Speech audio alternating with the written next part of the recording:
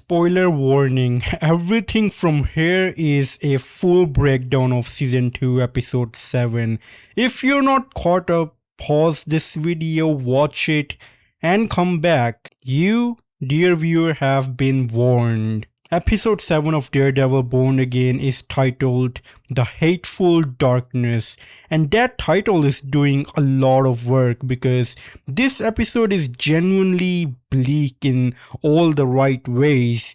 We are in the final 2 episodes of the season, and everything the show has been building across 2 seasons is starting to crash into each other. Let's break all that down. The episode opens in the aftermath of a violent crackdown outside City Hall. Blood on the steps and candles scattered on the ground. Matt in the Daredevil suit moving through the city trying to process what just happened. Karen has been officially detained at a police station and Fisk personally shows up to see her. He lectures her, calls her a criminal, and Karen, being Karen, reads straight through him. She tells him that she can sense his fear and then makes Fisk grab her by the throat through the cell bars, and he ends up letting her go. But the message is clear. Fisk is rattled, and a rattled Kingpin is a dangerous Kingpin. What makes this scene work is how rare a Karen and a Wilson Fisk face-off actually is. And she is the woman without fear because she is staring down the most powerful man in New York behind the jail bars. After that, Karen hears footsteps approaching her cell, and it is revealed to be Chief Detective Brett Mahoney. For the Netflix show fans in the audience, that name means something. Brett has been in the world since the beginning, and I do mean the beginning of the Netflix era of Daredevil. A cop trying to do the right thing in a city that keeps making that harder and harder. His return here is not played for fan service. It is quiet, and it is, in my opinion, definitely earned. He quietly helps Karen out of her cell and long enough for her to meet Matt in an alleyway. The two finally reunite, they embrace, and they apologize for what was said between them the last episode. And Karen tells him that she's not running, she wants to face Fisk in the court. She wants to expose him on the live television. Matt warns her that Fisk will try to humiliate her and criminalize her in public. Karen already knows that. She has already accepted it.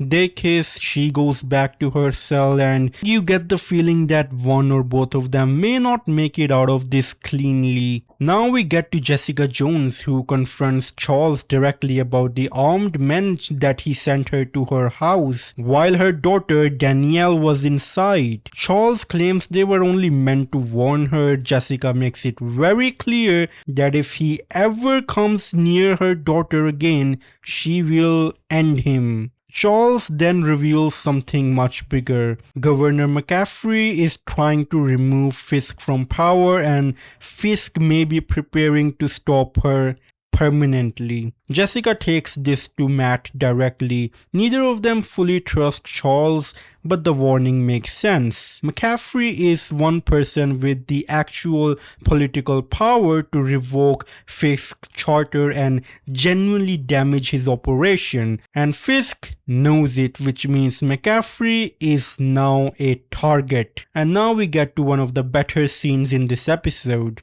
and that is Karen's trial, which is heavily televised. All of New York is watching. Kristen is defending her against the Hochberg. The judges warn Kristen against theatrics, telling her that there is no jury to play to. Kristen looks directly at the cameras and says, "Are you sure about that?"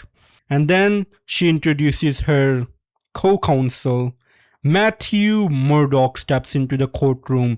Matt knows he can use the publicity of this trial to expose every single one of his abuses of power. Powell gets a major grilling on the stand, and McCaffrey, watching on television, realizes that the political moment to finally unseat Fisk has arrived. Think about what this moment means. Fisk spent the early part of this season publicly praising Matt as a hero, And now the man defending a vigilante in Fisk's own kangaroo court is Matt himself, using the justice system that Fisk turned into a weapon against Fisk.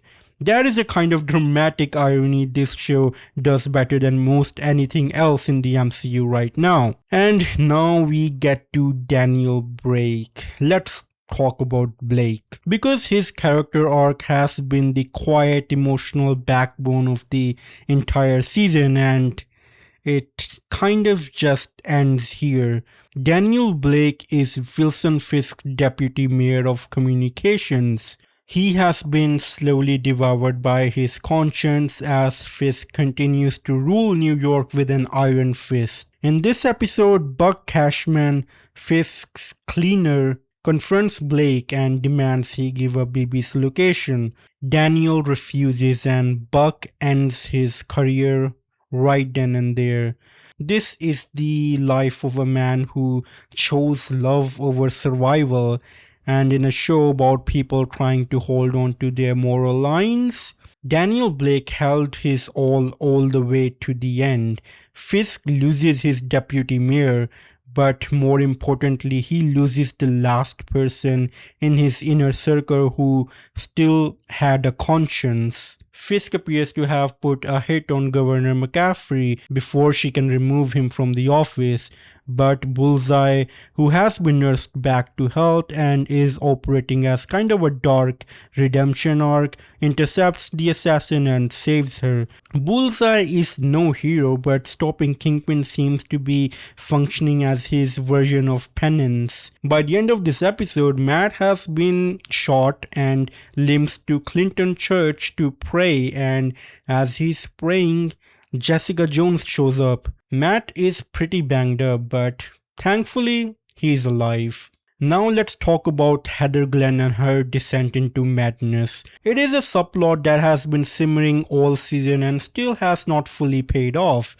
Heather Glenn keeps seeing the ghostly presence of Muse at the edges of her vision. In the episode, she confronts Karen directly and takes several swings at her. Karen takes every hit and asks for more. The show is clearly building up to something with Heather, which is, well, Lady Muse. Whether that pays off in this finale or gets carried over in the season 3, that's the question. And well, if everything with the behind the scenes of season 3 is to go by, that very well seems to be the case. Now, heading into the finale next week, here's where everyone stands. Karen is still in custody. Her trial is still in chaos after the failed hit Fisk put out on her lawyers. Fisk is losing the city and he knows it, which makes him more dangerous, not less. Daredevil now has Bullseye and Jessica Jones. Members of the AVTF like Cole North are starting to have doubts about Fisk, and Governor McCaffrey is still alive and moving politically against Fisk. Season 3 is already confirmed and filming began in March 2026, and it is expected to arrive in March 2027. So the finale will not wrap up everything neatly, but after an episode this strong, the bar for the next week is extremely high. The Hateful Darkness earns its title. This is Daredevil Born Again at its best. For now, let me know your thoughts in the comments down below. And as always, it's time for a goodbye.